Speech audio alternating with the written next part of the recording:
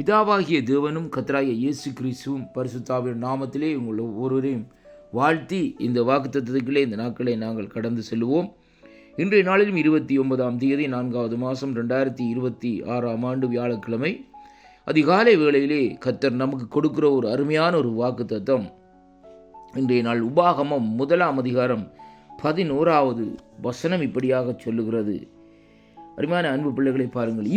நீங்கள் இப்பொழுது இருக்கிறதை பார்க்கிலும் 1000 மடங்கு அதிகமாகும்படி உங்கள் பிதாக்களின் தேவனாகிய கர்த்தர் உங்களுக்கு சொல்லியபடியே உங்களை ஆசீர்வதிப்பாராக என்று கர்த்தருடைய வார்த்தை இந்த நாட்களை சொல்லுகிறதை பார்க்கிறோம். அருமை பிள்ளைகளே, இந்த வாக்குத்தத்தத்தை நாங்கள் சற்று இந்த நாட்களிலே ஒரு விசை இந்த நாட்களிலே பார்ப்போமா இருந்தால், கர்த்தருடைய வார்த்தை இந்த நாட்களிலே இப்படியாக சொல்லுகிறது. எப்படி என்றால், நீங்கள் இப்பொழுது இருக்கிறதை பார்க்கிலும் 1000 மடங்கு அதிகமாகும்படி உங்கள் பிதாக்களின் தேவனாகிய கர்த்தர் உங்களுக்கு சொல்லியபடியே உங்களை ஆசீர்வதிப்பார் என்று இந்த வார்த்தை இந்த நாட்களிலே அங்கே சொல்லப்படுகிறதை பார்க்கிறோம். அருமையான அன்பு பிள்ளைகளே பாருங்கள், கர்த்தருடைய வார்த்தை எப்படியாக அந்த நாட்களில் ஒரு ஆசீர்வாதமாக இந்த நாட்களில் நமக்கு வருகிறதை பார்க்கிறோம். அருமையான அன்பு பிள்ளைகளே, முற்பிதாக்கள் எல்லாம் இந்த வாக்குத்தத்தங்களை சொந்தரித்து கொண்டார்கள் என்று சொல்லி அங்கே வேதத்திலே இன்றைக்கு நாங்கள் பார்க்கக்கூடியதாக இருக்கிறது. அப்படியானால் இன்றைக்கு அதே அந்த 1000 மடங்கு அந்த ஆசீர்வாதம் எங்கே என்று சொல்லி இன்றைக்கு நாங்கள் இந்த நாட்களை கேட்கலாம்.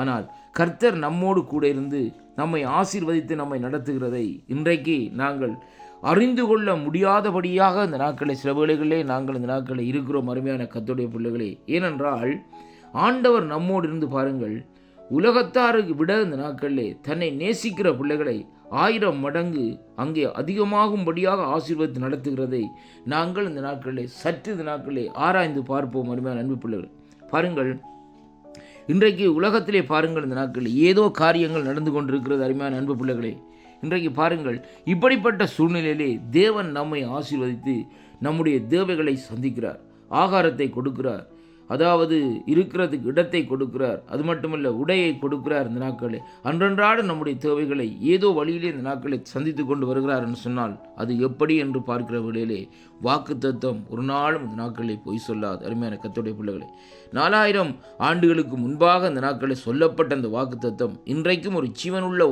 வாக்குத்தத்தமாக இந்த இடத்திலே இந்த நாட்களை விளங்குகிறதை அங்கே காணக்கூடியதாக இருக்கிறது. அருமையான அன்பு பிள்ளைகளே, இன்றைக்கு பாருங்கள், உலகத்தார் சில பிரச்சனைகள் வருகிற வேளையிலே இது அப்படியாக இருக்கிறது என்று சொல்லி இந்த நாட்களிலே அவர்கள் இந்த நாட்களிலே குழம்பி போய் நிற்கிறார்கள்.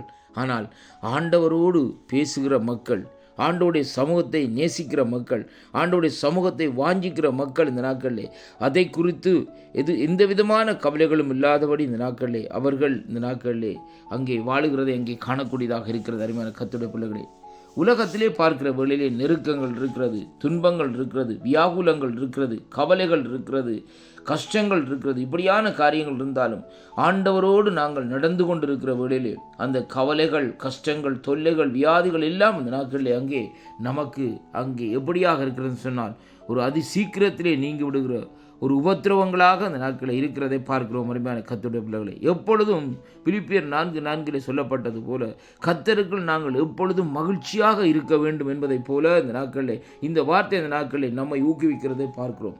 அருமையான அன்பு பிள்ளைகளே, ஆண்டவரை நாங்கள் நேசித்து அவரோடு இந்த நாட்களை நடப்போமா இருந்தால் இந்த உலகத்திலே என்ன காரியங்கள் நடந்தாலும் ஆண்டவர் இந்த நாட்களிலே நம்மை 1000 மடங்கு அதிகமாகும்படி ஆசீர்வதிப்பார் என்ற வாக்குத்தத்தத்தை நாங்கள் விசுவாசிப்போம். அருமையான கர்த்தருடைய பிள்ளைகளே, பஞ்ச காலத்திலே எலியாவை அங்கு போஷித்த கர்த்தர் இந்த நாட்களிலே காகத்தினூடாக அந்த நாட்களை போஷித்தார்.